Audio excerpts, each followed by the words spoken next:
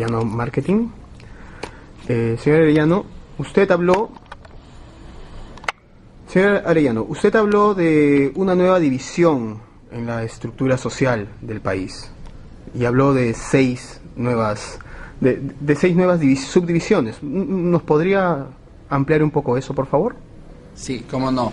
Lo que nosotros encontramos es que las mezclas sociales en el Perú son tan grandes hoy que el hablar solamente de la gente en términos de qué capacidad adquisitiva tiene, es decir, si es A, B o C, no resulta en algunos casos suficiente para entender la realidad, porque hay ricos que son modernos, hay ricos que son tradicionales, pero también hay pobres que son tradicionales y pobres que son modernos.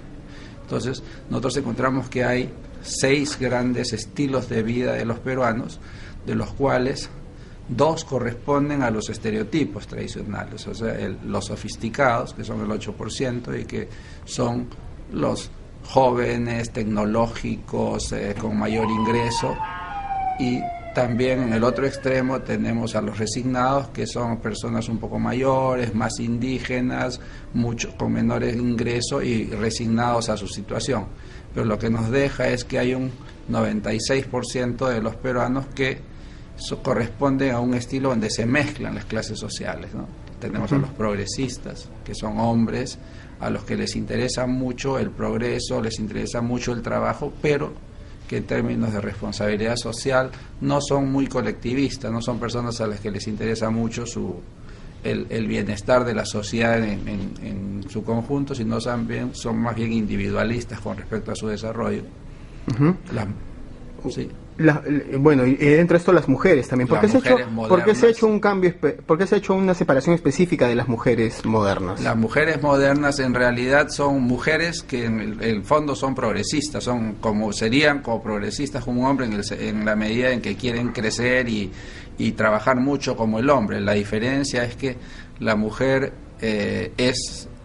a ella sí le interesa, por ejemplo, su apariencia física, a ella sí le interesa mucho el respeto de la sociedad y estas mujeres, a diferencia del hombre progresista, sí son mucho más solidarias, le interesa mucho más en la colectividad.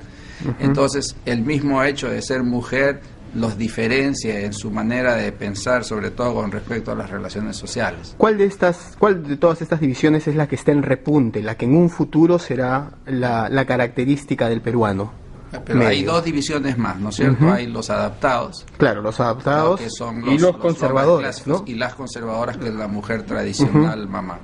Los que están creciendo, felizmente, son los tres grupos activos, que son sofisticados, progresistas y modernas. Incluso de estos 3, el que más fuertemente está creciendo en los últimos años es el de las modernas, que ha sobrepasado, en los 15 años que medimos esto, ha sobrepasado a las conservadoras, que hasta hace algunos años eran mayoría, ¿no?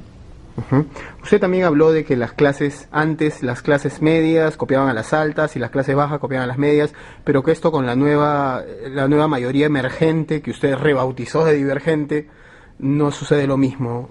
Así es, lo que sucede es que son una nueva mayoría que ha surgido sin depender de las clases altas.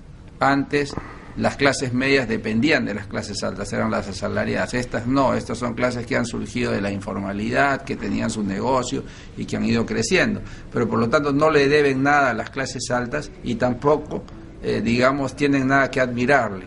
Y estas son personas o que están creando su propio elemento cultural o que están importándolo directamente del extranjero mediante las comunicaciones. Usted dijo que esta cultura combi también tiene muy poco respeto por el establishment. ¿Cómo es parte de nuestra realidad, ¿no? ¿Cómo hacer? ¿Qué se debe hacer para que empiece? ¿Leyes más fuertes? Todo el mundo siempre habla de leyes más fuertes. ¿Qué se debe hacer? ¿Dejar que el proceso siga?